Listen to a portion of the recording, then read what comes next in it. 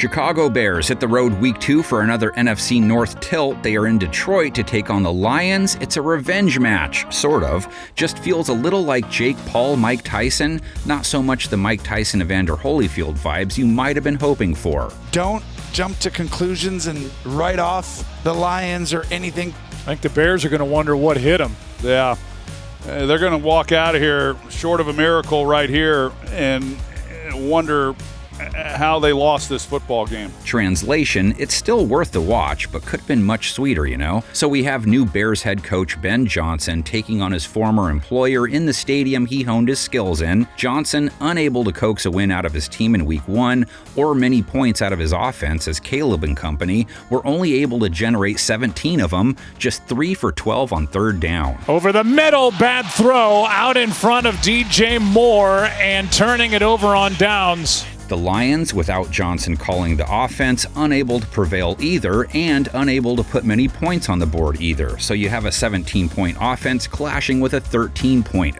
Gibbs nowhere to go, and a loss of 2. Both of Detroit's coordinators are looking for a Bill Laimbeer rebound. Lions defense was top-notch last year, gave up 27 points to Green Bay last week, 0 takeaways, 0 sacks. And Kraft has it for a Green Bay touchdown. Disappointing to shop and leave with no bags after you get Aiden Hutchinson back. Williams, one of the easiest quarterbacks to meet up with in the backfield last year, took 2 sacks versus an elite Minnesota pass rush, both at the hands of DT Javon Hargrave. Caleb should have been dropped more often, but to his credit, he pulled some rabbits out of the hat. Scrambling skills top-notch, and at times it resulted in some nice throws. On third down, Williams has to get out. Looking downfield, and Adunze! He caught it! First down, Chicago. But end of the day, Caleb didn't come through enough. He left the loss with a sub-90 rate and a meager 6 yards per attempt, which was the result of a lot of checkdowns. But he does take on a secondary that struggled with Love, don't we all? They gave up 8.5 yards per attempt to Jordan, 2 TDs, no picks, allowed a rate over 125, but they want to play the pass better this week. To the end zone. He's got a touchdown pass to Jaden Reed. Most of the yards they gave up were to 3 wideouts, nothing major, 30 to 68 yards. Chicago counters with DJ Moore and Rome Odunze. Rome seemed like he could have had a bigger night than he had, did lead them in targets and scored at least. They fake the pitch, throw it wide open, touchdown Odunze. Just 37 yards though. Caleb didn't see him quite a few times deep. Olamide Zaccheaus left with 42 yards. DJ Moore led the way with 68. Caleb Williams lets it fly. He has got more.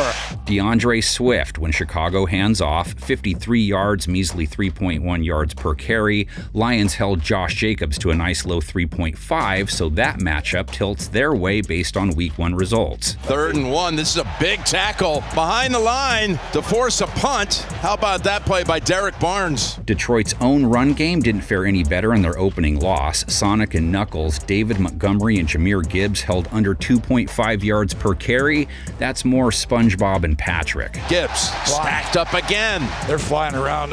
They could get it going versus Chicago's defense. They held Aaron Jones in check, but they struggled with Jordan Mason, who went for close to 70 yards on 4.3 a carry. Here's Mason spinning his way into Chicago territory. Missing inside linebacker TJ Edwards didn't help. Detroit's rush attack is key to setting up Jared Goff, so at times when it falters, so does their pass game. And that was the case versus Green Bay, as Goff finished with a sub-90 rate, 1 touchdown countered with 1 INT, less than 6 yards per attempt, which isn't good, and neither is the 13 points all that produced. Pass intercepted!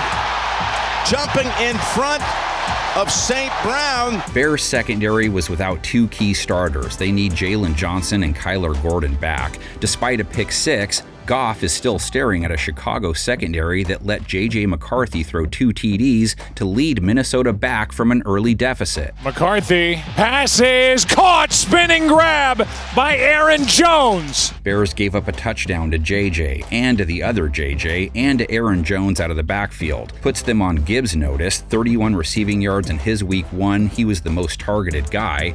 You have Amon-Ra St. Brown rolling in off a 45-yard game. Ho-hum for him. Goff fires it, and he's got St. Brown for another first down. Tight end Sam Laporta, Detroit's most successful Week 1 pass catcher with 79 yards. Goff stepping up in the pocket and finding his tight end. Part of Goff and Detroit's offensive problem last week was he took 4 sacks. That's not something he's used to behind that line. 4th and 2.